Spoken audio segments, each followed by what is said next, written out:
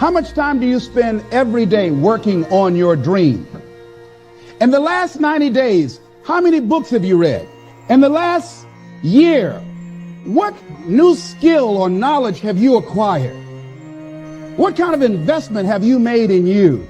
You don't want it badder than you want to party. You don't want it as much as you want to be cool. Most of you don't want success as much as you want to sleep. Some of you love sleep more than you love success. And I'm here to tell you today, if you're going to be successful, you gotta be willing to give up sleep. There is no shortcut. There is no hack. There's no sweatless solution. You're gonna have to work. There is always weakness to work on. Always. A lot of them. Why would we allow ourselves to make easy excuses? Why would you allow that? Are you going to make today count? Because that's all you can control. And that's all that matters. It doesn't matter where you start, guys. It doesn't matter what talents you're born with. It's about where you finish. And this race isn't over. It's not over. You could still come in first in the marathon. But you gotta start today. You gotta start now. You have everything you have. Everything you need is inside you. But I realize that doesn't mean just because you don't think you're good enough doesn't mean you can't be good. Doesn't mean you can't be great. Doesn't mean you can't carry on. But it's not gonna always be like this. Your condition is not your conclusion. Nothing is impossible. So you have to decide before you leave, what's that first thing that's been impossible for you? I want you to attack it and overcome it.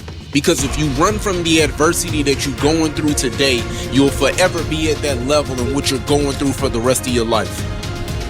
One day you'll look back on your life and appreciate the struggle and have nothing but gratitude for everything that happened along the way.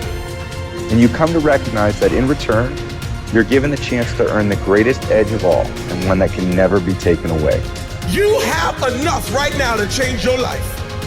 You have enough right now to flip this world upside down. You have enough. You got enough power. You got enough anointing. You got enough grace. You got enough patience. You got enough gifting to make your money, get out of debt, get yourself together, and change everything about your world. Realize that you have the ability to make an impact. You have an opportunity to change that story in your head. Put yourself out there, because when you do, amazing things happen. The essence of life is growth. The essence of life is growth, to do the best you can. And here's what's interesting. Humans are the only life form that will do less than they possibly can. Humans are the only life form that will settle for less.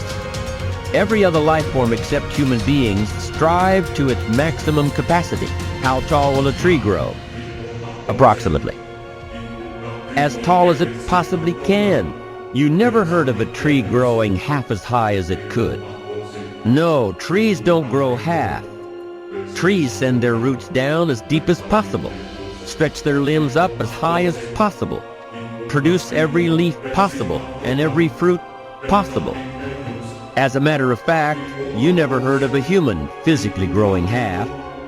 We keep growing until we're done. Now that's a part of life we can't control. It's genetically coded. And that's probably why we keep growing till we're done. Because we can't control that part. It's the rest of our growing that we control. The growing of our minds, the expansion of our minds, that we can control. And that's what tends to get away from us. All life forms inherently strive to their max except human beings. Now, why wouldn't human beings strive to their maximum possibility? Here's why. Because we've been given the dignity of choice. It makes us different than alligators and trees and birds. The dignity of choice makes us different than all other life forms.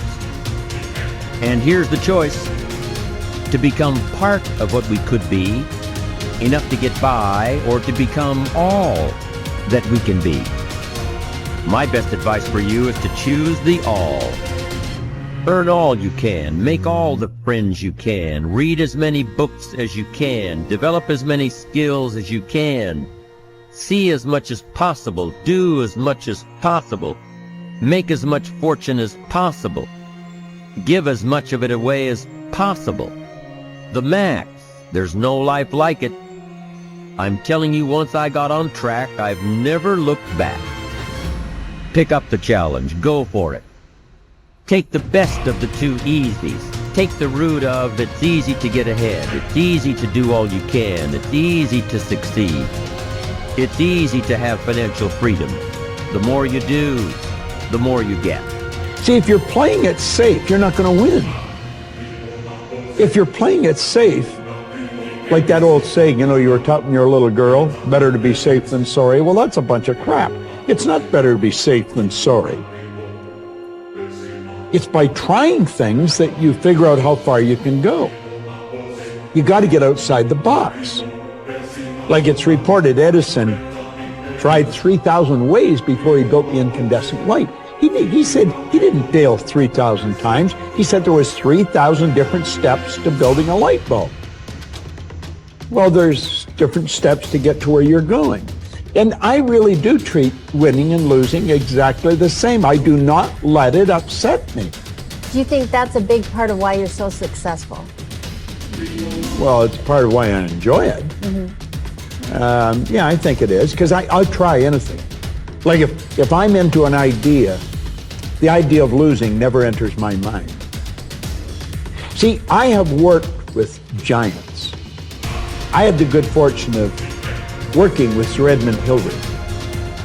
He was the first man to stand on top of the world.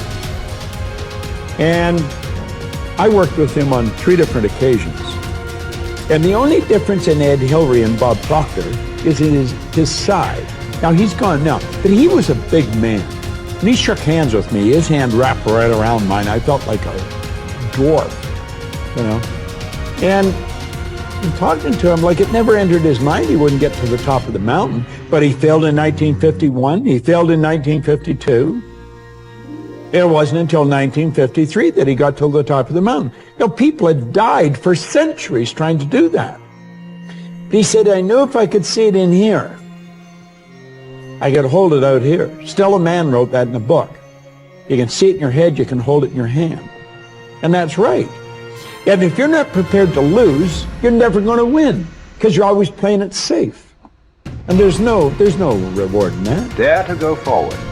Winston Churchill once said, courage is rightly considered the foremost of the virtues, because upon it all others depend.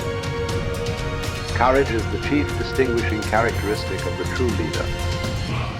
It is almost always visible in the leader's words and actions. It is absolutely indispensable to success, happiness, and the ability to motivate other people to be the best they can be. Follow through on your vision. In a way, it is easy to develop a big vision for yourself and for the person you want to be. It is easy to commit yourself to living with complete integrity. But it requires incredible courage to follow through on your vision and on your commitments. You see, as soon as you set a high goal or standard for yourself, you will run into all kinds of difficulties and setbacks. Refuse to compromise. You will be surrounded by temptations to compromise your values and your vision. You will feel an almost irresistible urge to get along by going along. Your desire to earn the respect and cooperation of others can easily lead to the abandonment of your principles. And here is where courage comes in. Stick to your principles. Courage combined with integrity is the foundation of character.